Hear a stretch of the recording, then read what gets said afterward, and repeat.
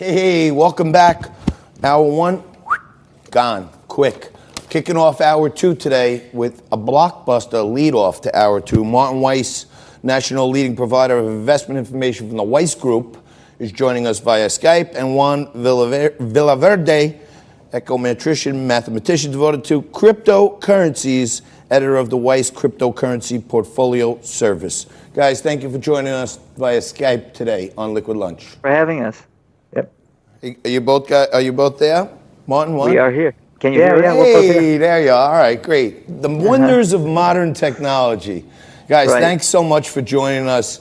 I met Drew Taylor, my good buddy, the crypto cowboy, a few months back, and we started talking about how there's such an amazing opportunity to talk to the masses now and take advantage of all different kinds of social media and ways of connecting and communicating.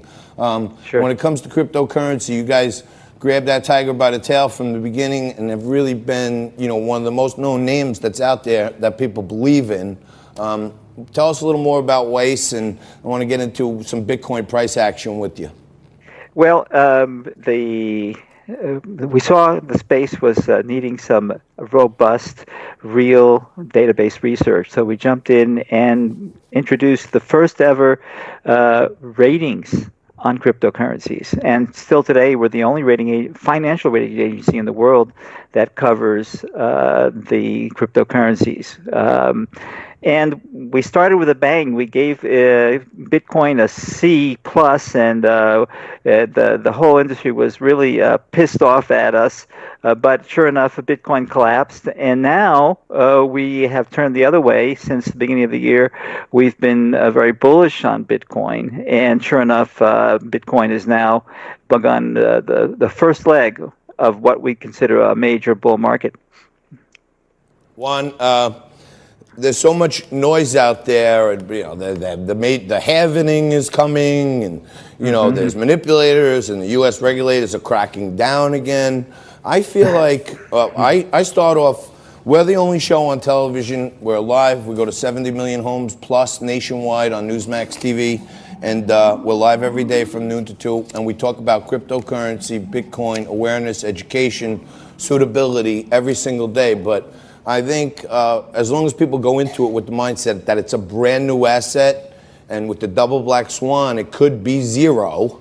But if you believe in the future of humanity and mathematics and peer-to-peer globalization, it's probably going to have the longest staying power over time.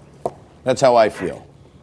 Well, Juan just made a very interesting discovery today, and he's writing about it as we speak. So we'll give your viewers a chance to hear about it first.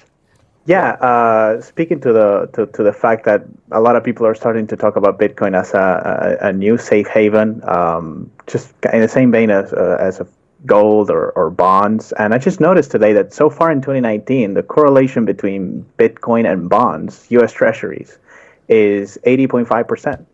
So at least so far in 2019, it does seem to be trading along the safe haven asset category. And it's encouraging to see, because we do agree that Bitcoin is primarily a store of value, a safe haven, not really to be used as money, but rather as a safe way to park capital without counterparty risk and no storage costs. So it's an ideal safe haven.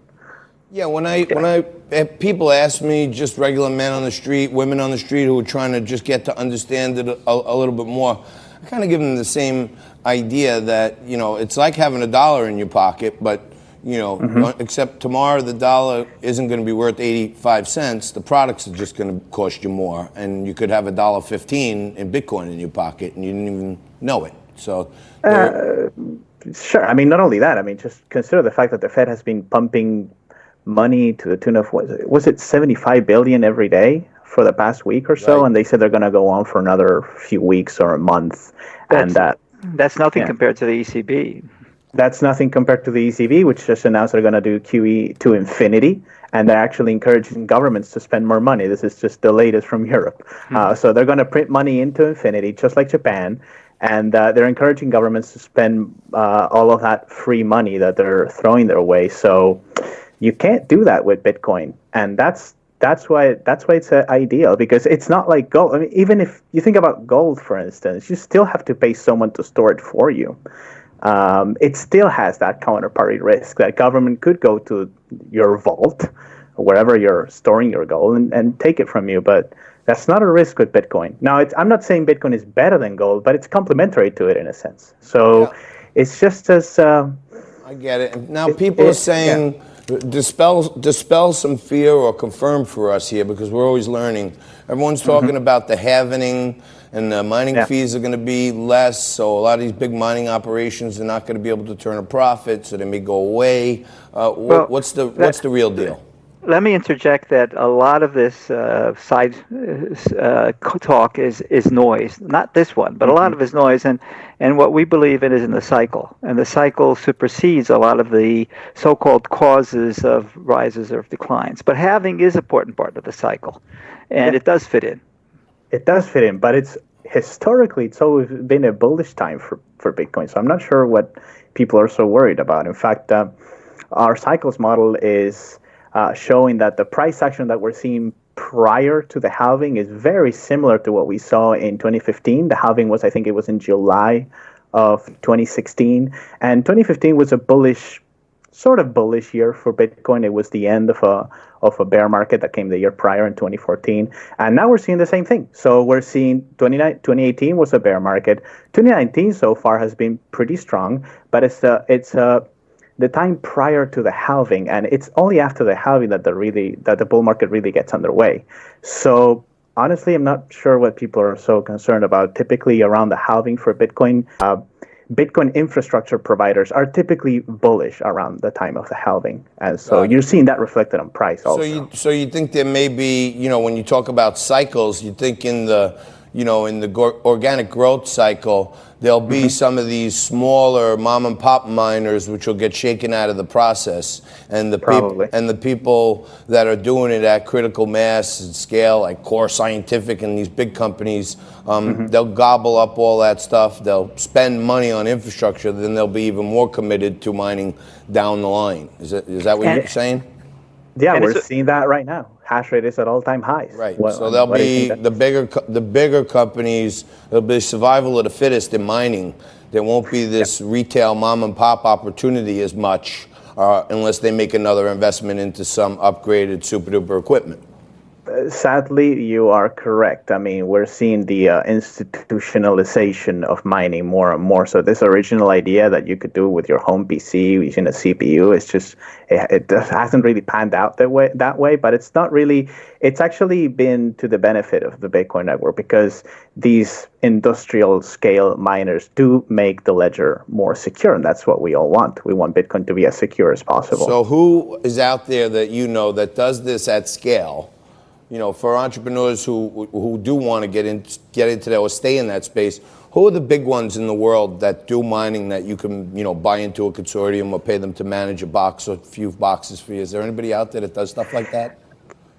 There was quite a few in 2018, but the bear market was not kind to that group. So far, I'm only aware of Genesis Mining, where you can buy you can rent some equipment from them. But honestly, if you do the math, it's just better to own the asset. It's just better to buy Bitcoin. You get better returns. It's more speculative, maybe, but over time, it's been proven that it's just better to buy the asset than to try to get into that mining game. And just for folks out there, there's a lot of scams. So if you go to a cloud mining site where they're saying they're investing in infrastructure and their returns look too good to be true, they probably are. So be careful out there. Wow. So, hey, I wanted to ask you, Martin, I know you guys don't give investment advice. Neither do I. I'm not an investment advisor, and I always say I don't even play one on TV. I ask my audience to educate themselves, make themselves aware, see if the stuff is suitable for them, and make their own investment decisions and go in with low expectations. We do provide investment guidance. In other words, we provide a model portfolio, and then it's up to the individual investor to make his own decisions. And those can be, our investment recommendations or guidance are very specific. But we can never provide investment advice that's tailored to the individual needs of the investor. We got a couple minutes left here. I want to thank you guys again for joining us. We're always trying to inform our audience because I love, innovation and the emergence of new things, especially when peer-to-peer, and we remove rent seekers and governments and that type of stuff. What about these altcoins, security tokens? There's this whole another class out there that I think are really intriguing and could really change the game even more. Where do you guys come down on that?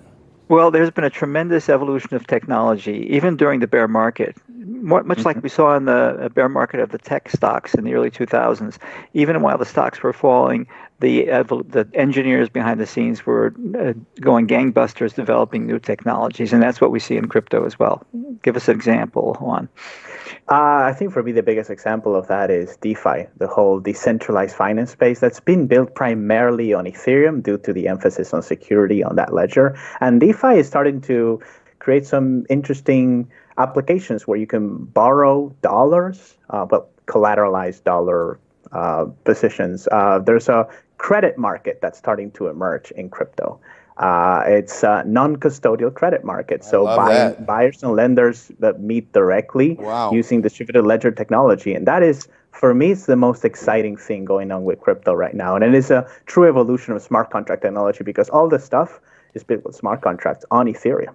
Excellent. So it's very exciting to see. Excellent. I love that. I'm going to have you guys talk to me a little more about that online. But my background is in securities lending, collateral finance, and that's very interesting to me. I want to thank you both, Martin Weiss, Juan Villaverde, for joining us today.